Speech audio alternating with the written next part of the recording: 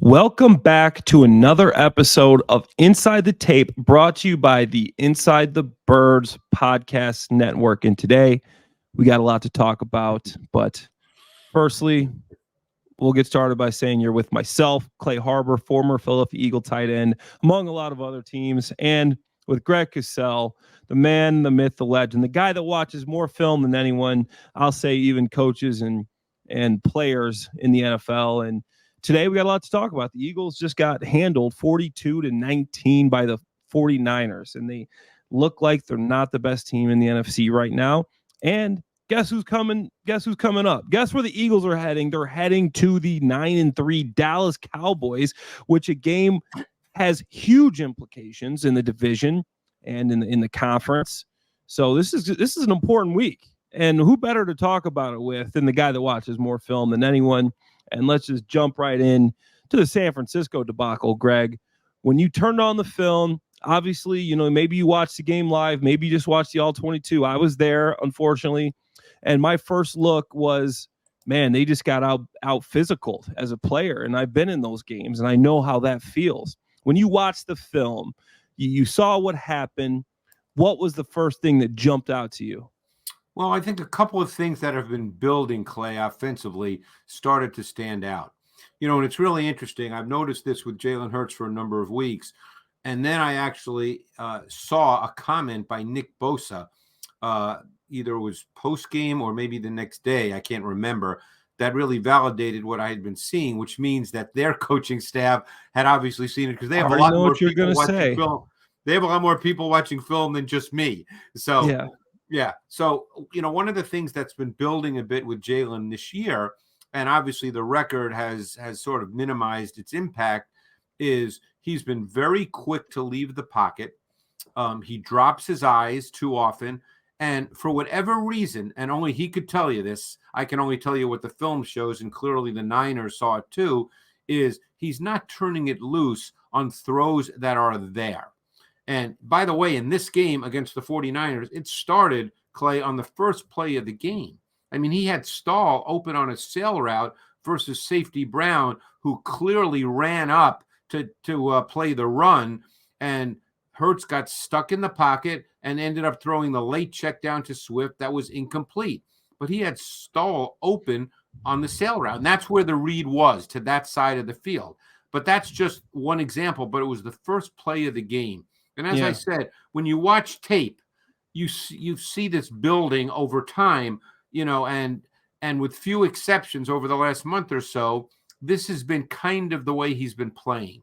And, you know, I'm not a coach. I don't know how you coach it. Maybe it's just something he has to work through. Certainly a year ago, he was firmer in the pocket, stood and delivered the football. Now, they're seeing, you know, a lot of people are talking about the fact, too, that they're seeing more too high coverage than single high. You know, all that does is present different ways to attack pass coverage. That doesn't mean you can't throw the ball. You know, I mean, you know, if you couldn't throw the ball, everybody would play too high and nobody would throw the ball. So that doesn't mean that you can't throw the ball. There were opportunities in this game. There were some well-designed concepts, and Jalen is just, for whatever reason, not seeing it. The assumption is, because he's Jalen Hurts, that he'll work through it. But that stood out to me offensively as kind of the culmination of the last month or so.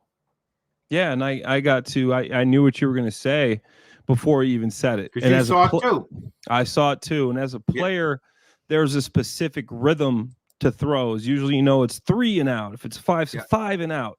You know where in the break the ball is supposed to be coming. You know, at the timing, when you get your head around, the ball should be there. You know, as a player, most of the time as a player, Greg, you're running the route. You see the coverage and you go, okay, this is coming to me. And it's going to come to me outside the break. And that's when you know you're clicking, because it's this feel thing. You know, okay, the coverage just rolled. This is me. You know, and Jalen has missed some of those throws, the anticipatory throws. Obviously, he's great at extending plays, but when he comes to anticipating right now, I don't see him doing a great job of the player still running around, him throwing it. When he turns around, the ball's on him. And to be a great quarterback in this league and to separate yourself, that's what you got to do. I saw a couple of plays where maybe there was some separation issues with the Eagles wide receivers. Yet they could have done some better route running to get open more. But I 100% agree with you is Jalen was getting happy feet. A couple times you got like Lane Johnson getting bull rushed. He's completely in front of Bosa. And for some reason, he's running out of the pocket or he's getting the happy feet, not having his eyes downfield. So completely agree with you there. I thought that when I saw it live and when I turned on the tape and started watching, I said, yeah, the anticipatory throws, like in my head, the clock in my head, the feeling of, okay, the ball should be there. The ball should be there. And that first play of the game, same thing. When I mark, I always mark when I take really detailed notes when I watch not just the Eagles, but all the games that I watch, which is as many as I can each and every week. But there were specific plays. I mean, the first possession, they had 1st and 10 just outside the red zone, and the ball had to be thrown to an open Smith on the outcut from the boundary slot. But Hurts, and he had no pressure on him at all, came off Smith immediately, and then he ended up running out of the pocket to his right, throwing an interception. Then you go to the first play of the second possession. He had the tight end, Alberto, wide open on the intermediate outcut in the flood concept. But he again broke down and ran out of the pocket. So again, only he can tell you why that's happening. I can't tell you why, but it's happening and it's showing up a little too much. There's too much. I guess, because I don't know what's in his head. He's either perceiving pressure that's not there by NFL standards, or he's just, it's not processing in his head. It's not registering. But the point is, it's happening, and there are too many throws being left on the field right now. Yeah, it looks like a processing thing when I see it. I feel like it's processing, and maybe they do some plays where they limit the number of options he has, so he doesn't have to read as much. A 1 to 2 read or something like that. Maybe he can get through that read quicker. It's funny. 2 years ago, it was 2 years ago. Yeah. Patrick Mahomes had a bad stretch early in the season, and he was going through similar issues where, and again, you're dealing with another quarterback that can be absolutely special off schedule, making those outside of structure plays. And those quarterbacks have always been able to do that, probably from the time they first picked up a football. That's sort of their default. If they don't see it right away, they can make a play, and they've always been able to do that. But it was 2 years ago. I'm almost sure it was 2 years. And Mahomes went through a 3 or 4 game stretch where, he wasn't seeing it as clearly. And then you could see, because I watch, the Chiefs every week, I watch their tape. You could see Andy Reid all of a sudden went back to a lot of quick game, basic concepts, whether it's snag flat, whatever it may be, where it's basically a no read or a one read, just so he could get him back in rhythm. And obviously Mahomes just took off and, went on to be great, which he is, obviously.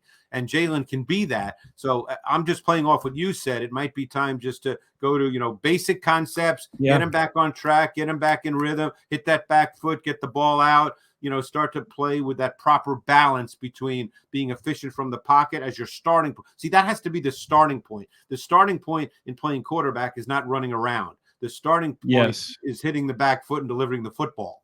No, absolutely, 100% agree there. And I think they also got to get back to a little bit of a run game, Greg. And when you looked at the run game, what was it that you saw specifically? Did you just see a lack of runs? Obviously, they stuffed them a couple times early, and the Eagles kind of got away from the run game. I know there's been a lot of noise around about the Birds need to run the football, and I got to agree. Swift is a weapon. And as an offensive lineman and a tight end, it does open things up when you run the football more.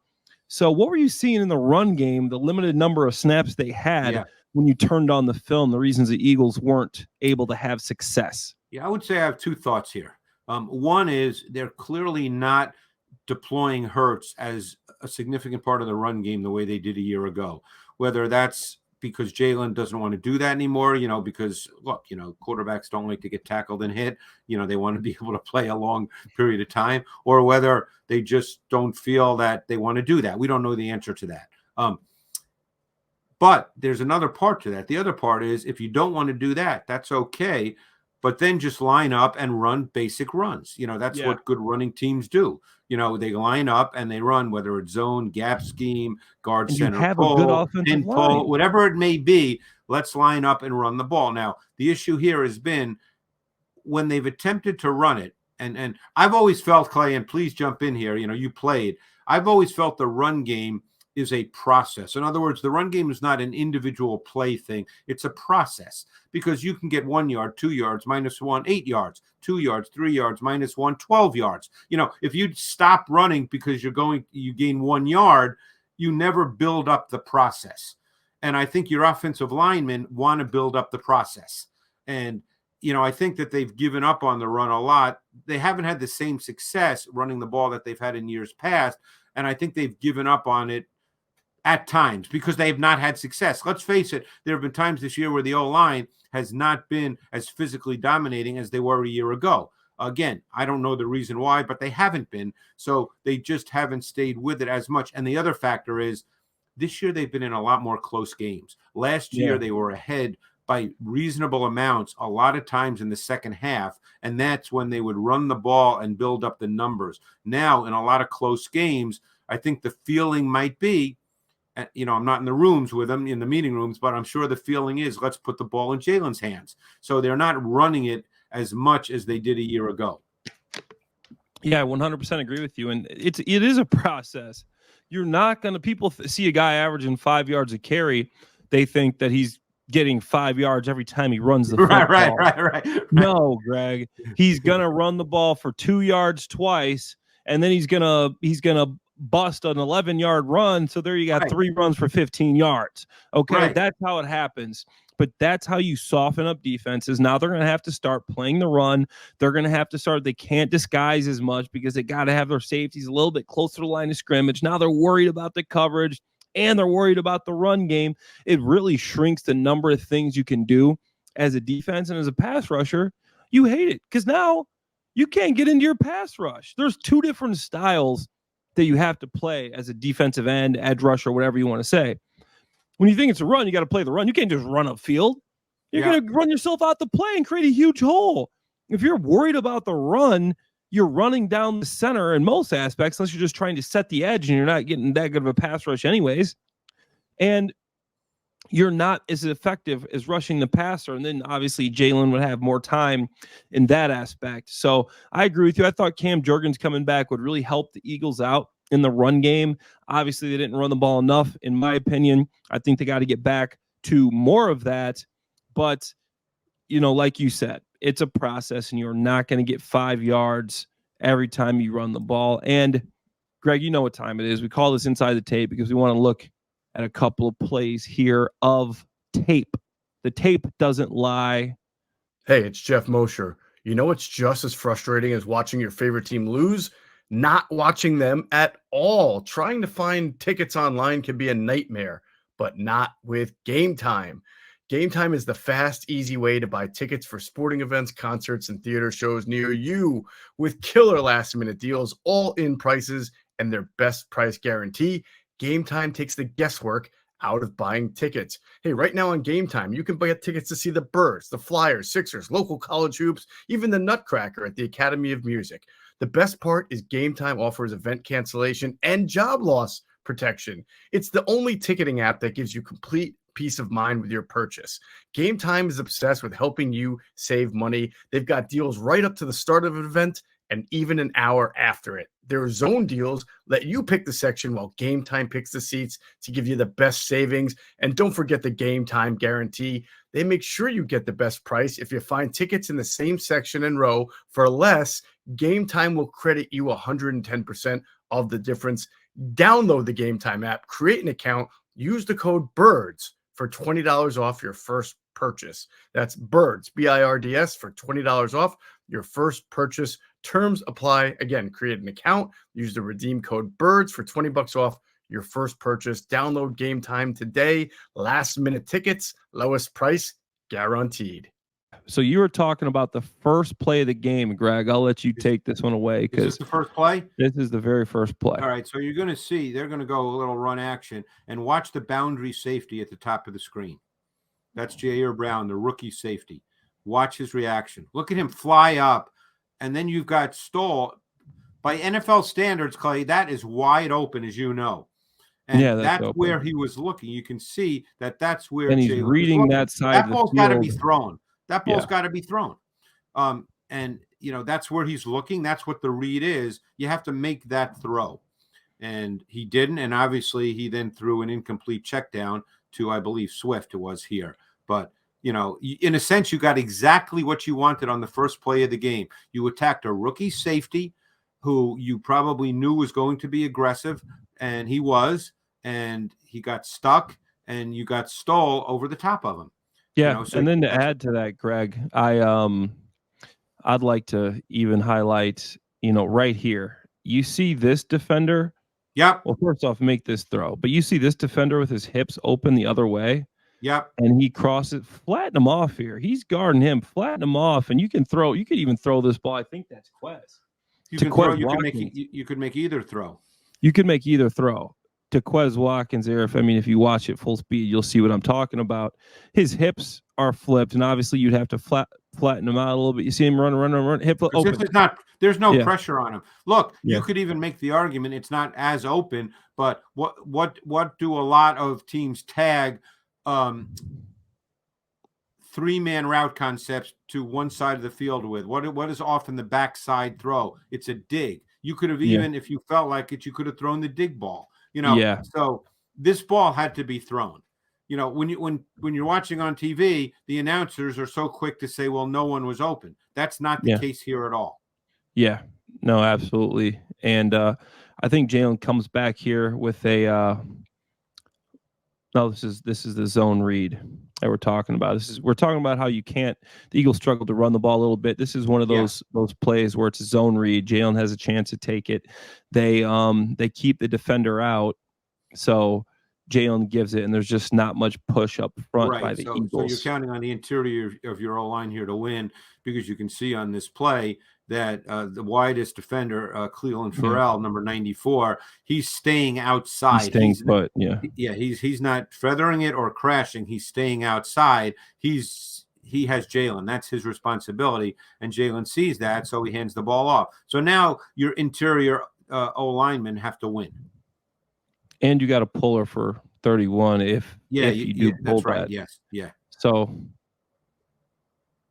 just interior line didn't win up front, and that's one of the reasons the Eagles didn't run the ball much. You see early they get a couple stops there, so the Eagles kind of went away from it. I think here we have AJ winning and really making this was the 38. This was the 38-yarder on third down on the first series, which you can see Brown at the bottom of the screen here using his physicality to kind of get rid of Ward, who's a really good corner, by the way, and obviously run after catch. And at this point, because this was the first third down of the game, if you're an Eagles fan, you're feeling pretty good. You're thinking, hey, he comes back, he hits Brown, and now our offense is moving. We're across midfield, and we're in really good shape. Yeah, and to your point, that's a quick read. That's a quick game. So maybe they do some more of this. Yep. Leading into next week. All right. No matter who your quarterback is, even if he can make special plays, which Jalen Hurts clearly can. I mean, just go back the week prior against Buffalo when he ran left and threw the touchdown to Zacchaeus. He can make special plays. But when all's said and done, the pass game and your quarterback has to start with some kind of rhythmic feel. And you've got to get Jalen back making rhythmic throws. And, so now you've got to see who you're playing against. Look, they're playing against a Cowboys defense this week that is not really there's not a lot of mystery to how they play in coverage. They play a lot of man coverage, a lot of cover one. You're going to see that. So now you have to whip out your man beaters and you got to deliver the football. And that was the perfect segue, Greg, because we finished with the game. I wanted to just ask you about the defense before we moved on. Just a real quick overview of a defense that just got 42 points hung on them before we make the move to Dallas. What do you see from the defense that was, problematic for the Eagles? Why were they giving up so many points? Obviously, the yardage wasn't terrible, wasn't great, but I mean, you did have 300 yards, one touchdown from 314 yards and 4 touchdowns, from Brock Purdy. So what were you seeing in the defense that was one of the reasons that the Eagles were so unsuccessful on Sunday. There's two ways to go here. They're speaking specifically about the Niners game and then what's been building over time as well. Niners game, the Niners did an outstanding job with something that is now going through the league a bit more, but the Niners did a great job, and that's something we call 4 strong. You know exactly what I'm talking about, where there's 4 receivers to one side of the offense, and against zone coverage, that is really, really difficult. And then when you add what they do with all the backfield actions, the jet motions, the orbit motions, that is a lot of eye candy for second-level defenders to work through and wade through. And if they just wait a beat, then it's really difficult. And there were a number of plays. I think there were 8 of Purdy's 29 dropbacks in which they went 4 strong, and Purdy was 7 for 8, and they caused a lot of problems for second-level defenders, the linebackers. So that's something that stood out in this game. But the other thing that's been building over time, I think if you look back at a year ago, wouldn't you say that the strength of the Eagles' defense was their pass rush? Oh, absolutely. They led the NFL in sacks. Yeah. They had the most third down Record-setting sacks in the almost. league. Yeah. This year, they have the fewest third down sacks in the league, and they have the worst third down defense in the league. Teams are converting almost 50% of their third downs against the Eagles this year. It's the worst in the NFL. So, they've had issues now. Their corners have not played great football. They're trying to alleviate that by moving Slay around more. He's still their best corner, but he's not been great. Bradbury, they're telling you by what they're doing, Clay. The tape doesn't lie. Coaches tell you what their players are doing by how they deploy them. You know that. Yeah. I mean, so Bradbury is moving around now because they want Slay on the better receivers. So the inability to rush the quarterback, combined with the fact that their corners have not been great, has really now kind of snowballed to the point where their defense has not been very good. And their pass rush has just not been there. And they're not a heavy blitz team. So they're going to have to think a little bit about how they want to play going forward. Because I'll tell you one thing. I know a lot of coaches that I talked to this offseason told me that the way the league is now, that corners are the most important position on defense because you can always scheme pressure, but it's really hard to cover up bad corner play. Yeah, it's dang near impossible. You're out there on an island, and it's the reason that's known as one of the hardest positions in football. And I mean, you said it, Greg. The Eagles are terrible on third down, and third down is the money down. You got to get off the field on third down. It's killing them. It has been killing them. Killing them. You got to do it. And you're never going to have a good defense if you can't win on those downs. So I think Sean Desai has a lot of work to do coming up on third down. And I think tackling, just going back to the basics, a lot of missed tackles. And a lot of that was the 49ers just had better athletes in some situations with Debo, and Christian McCaffrey was just running through guys like a knife through butter. But even Brock Purdy forced some missed tackles in a couple different plays, if I remember correctly. So tackling was an issue as well. If I'm being frank, I mean, it was very poor in the tackling department. I always feel for coaches, Clay, in these situations because, here's Sean Desai now. He was not here last year, but obviously he knows when he got the job. I'm sure he watched every game from a year ago in detail. That's what coaches do, and last year, obviously the front, whether it was a front 4 or front 5, depending on how they lined up, was a dominant pass rush group. So now, and throughout stretches earlier this season, Reddick had some big moments. Sweat had some big moments. They had some big moments earlier in the season. So now as a coach, and this is not easy, and I know fans probably think this is easy. Oh, you just got to do this and do that. It's just not that easy. So what do? Do you say, hey, we have really good players.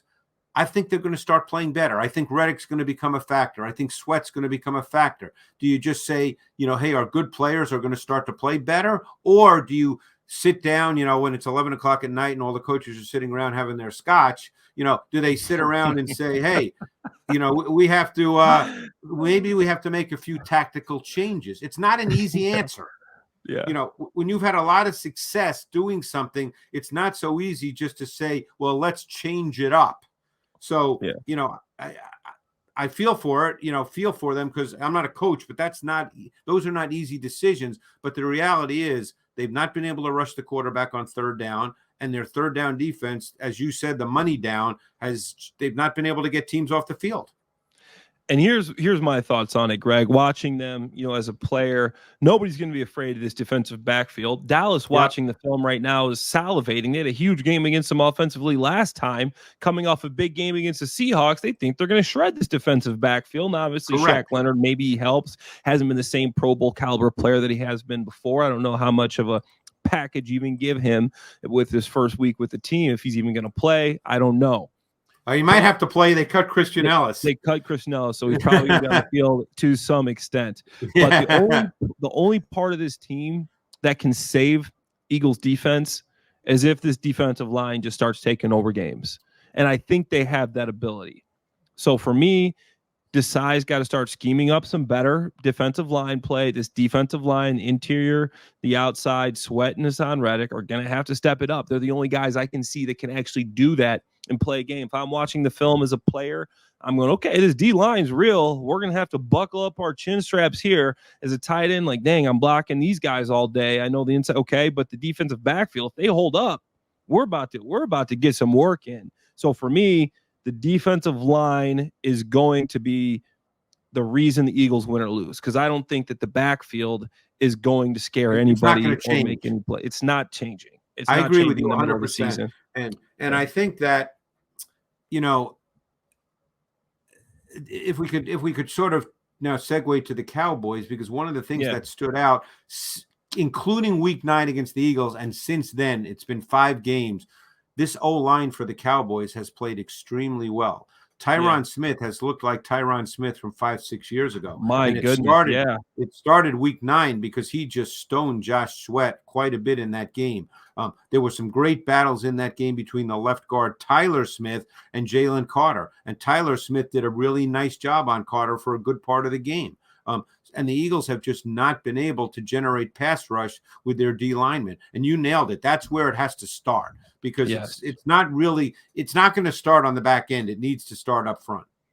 And in my opinion, I think this Cowboys team is honestly, I know people saying, hey, they're beating up on teams that aren't very good. They're 9-1 versus teams 500 or under. Those are the teams they're playing, and Seattle's a good football team. I mean, Seattle's not a bad football team. They've scored 40-plus points in 4 straight home games. In Jerry World, this offense is dang near unstoppable. The Eagles' defensive line has a huge week. We already talked about Smith. How are you going to get some pressure? You got to get pressure, or I don't see a way. If you don't get pressure, I don't see a way the Birds hold this team under 35. You're just going to have to outscore them with this defensive backfield. Unless somehow you can scheme up pressure, Greg, I don't see a way that this team, Dak Prescott, 20 touchdowns, 2 interceptions over his last 6 games. This guy is playing at an extremely high level, and as much as I hate to say it, I think he's playing MVP caliber football. Well, and 2 things have stood out this year, and one of them I never expected based on his previous couple of years, is he has now become very good making plays outside of structure. And I did not expect that. I study Prescott every offseason from the previous year. I normally watch Clay about 250 to 300 dropbacks. I do that with probably 8 or 9 quarterbacks every offseason. Yeah. And Prescott's usually one of the guys I do because he's in the Eagles division. And, I came away from watching him last year, watching those 250, 300 dropbacks, thinking he's basically a pocket quarterback now. He's not really going to make many plays off schedule, outside of structure. And all of a sudden, the last 5 or 6 weeks, he's been doing that really well and at a pretty high rate. And when I say a high rate, I don't mean he's just running out of the pocket. But when he does leave the pocket, he's making plays. And the other thing they've started to do a lot more of and have been really good at, because they clearly feel really good about their O-line, is they've run a lot more empty formations. And if you can protect an empty, and obviously you're not necessarily calling deep 7-step drops out of empty, as you know, but if you feel good about your O-line and you can get 5 out right away, 5 primaries, because a back, when he's in the backfield is not an immediate primary, but if you can get 5 primaries out right away and feel good about your protection, that kind of shrinks the defensive menu a little bit.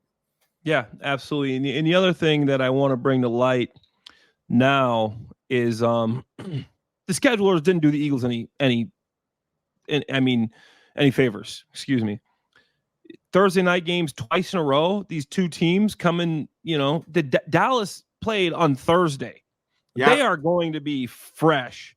The Eagles had a Sunday afternoon game, 4:00 start. Not saying that's late, but that is later than usual. And all that matters.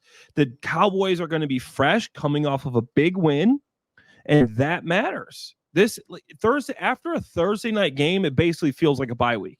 I'll be honest. I mean, it basically feels like you just came off a bye week. You're feeling refreshed. I should love playing on Thursday night football, and actually, a lot of guys did.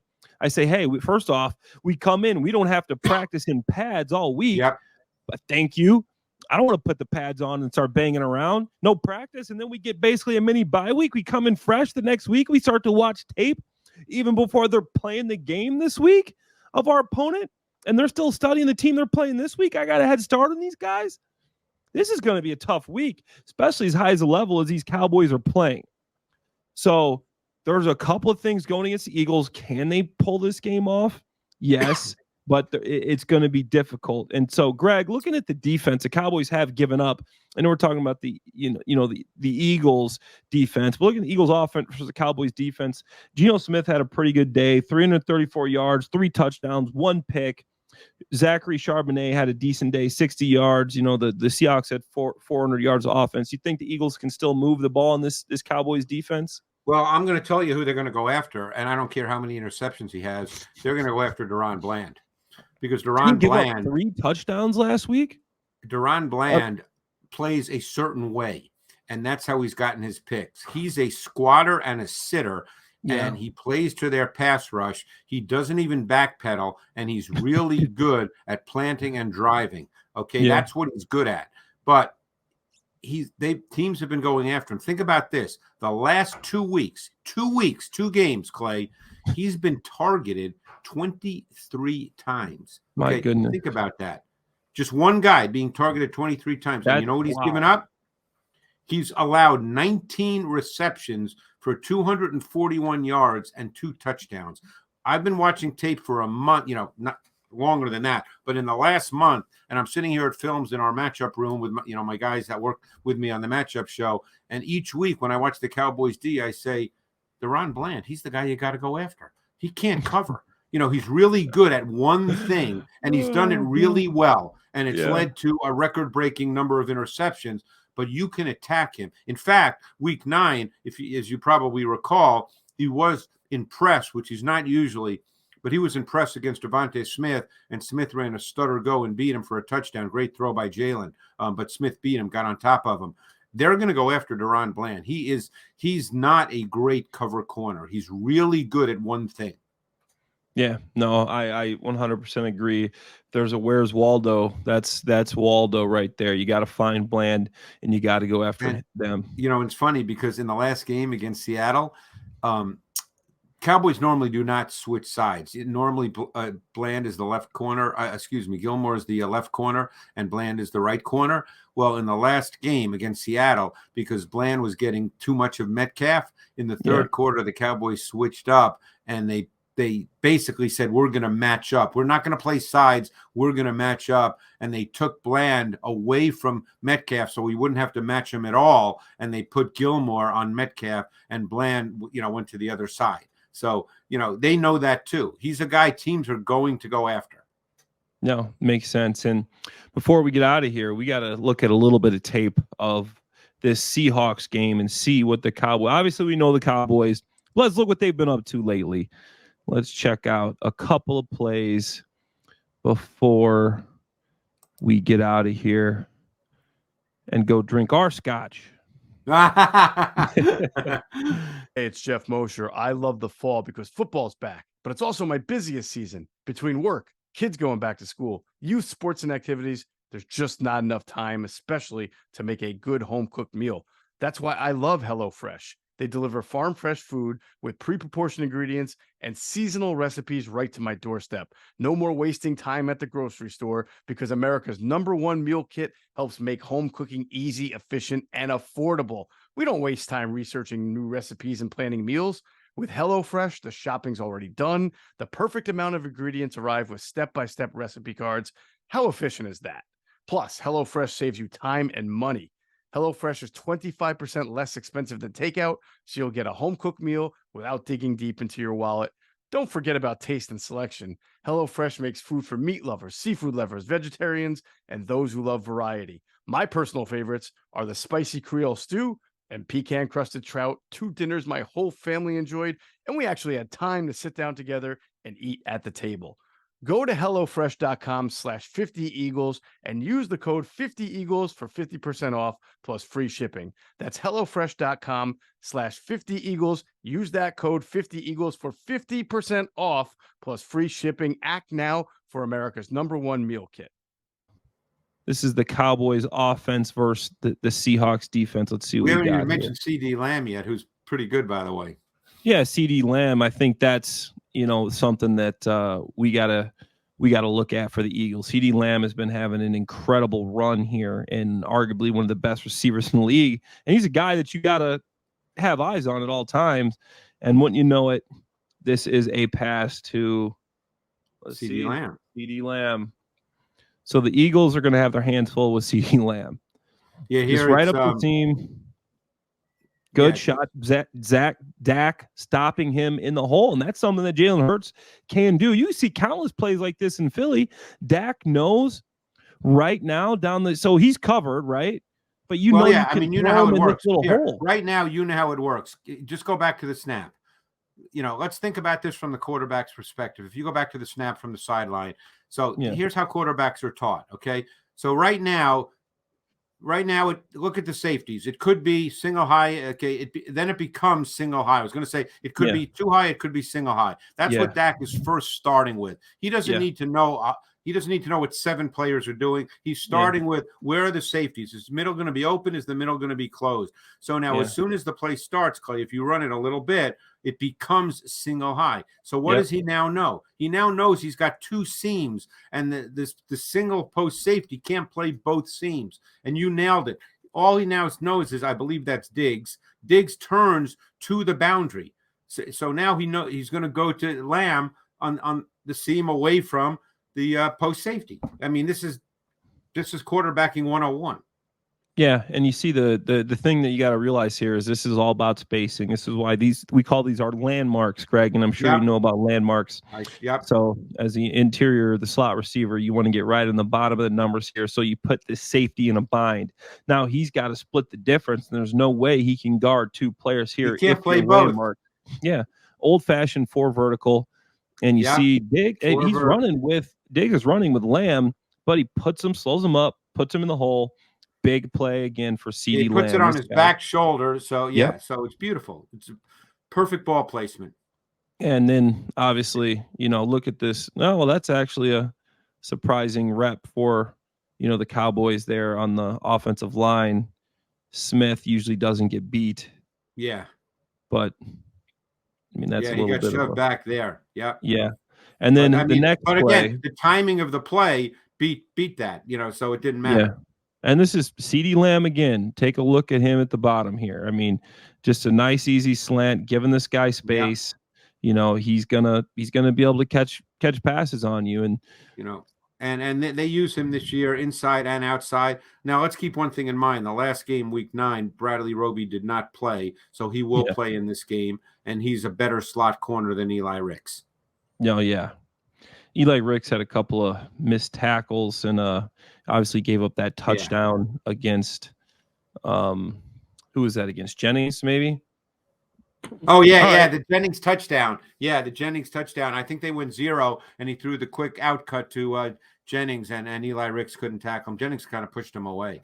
Jennings is a big dude. I remember watching him coming out of Tennessee, and he was really good in the SEC, but he ran a really poor 40, and then people just discarded him. But he's a big physical guy, and he can catch the ball in a crowd. Yeah, he was impressive. Impressive. Yeah, but I think we did a good job here today, Greg. We highlighted some of the issues the Eagles had against the 49ers, and obviously this is still a good football team, but they got a lot of issues to fix. We talked about the defensive backfield. They got to run the football. Obviously, Jalen Hurts got to improve at getting on schedule and throwing the ball within the structure of the offense. Obviously, he's getting a lot of unstructured stuff. And obviously, we talked about the Cowboys. CeeDee Lamb, can the Eagles stop him? This offense is rolling. Dak Prescott. Why do you keep calling him Zach Prescott? Dak Prescott. 20 touchdowns, 2 interceptions the last 6 games. In the last 4 games at Jerry World, the Eagles have scored the Cowboys have scored 40 points. It's going to be a heck of a game. The guy at your position for the Cowboys too. I think Jake Ferguson has played really well. Come on strong. The Cowboys, I will say this, the Cowboys have found their long-term tight end, Greg, just like Jayden. I'm not going to say he's going to be Jason Witten, but this guy can play. As a tight end, I love watching tight ends play. This I can't help it. It's always the first thing I watch. Sure, of course. Good call. Jake Ferguson can catch the football, he can run routes, and he knows how to get open. This guy's a weapon too, and the Eagles have the worst passer rating against opposing tight ends. So that's another matchup that we got to watch. There's a lot going on here, Clay. This is a big game for the Eagles. And again, obviously you want to win the game, but for someone like me, because I enjoy the tactical nature of it, I just want to see how they play. Because as you know, every year is sort of built into, let's say, quarters or any, it's not all the same all throughout the season. You have to make adjustments based on your personnel, how they're playing, are there injuries, whatever it may be. But there's always adjustments. You can't play the same way every single week. Absolutely. There's going to have to be adjustments made, and the Eagles are going to have to make several after that loss at the Link. And we know the Cowboys have some extra rest. So with extra rest, they can put in a couple more wrinkles, and offensively, they don't have to because they've been so successful. But you could see something different from the Cowboys with this extra time to scheme the Eagles. But it's been a good episode here of Inside the Tape, brought to you by the Inside the Birds Network, from myself, Clay Harbor, former Eagles tight end, Jaguars, Patriots, Lions, every other team in the league, basically, and Greg Cosell, the man that watches more film than anyone in the league. We wish you guys a good night. Fly, Eagles, fly. Have a good one.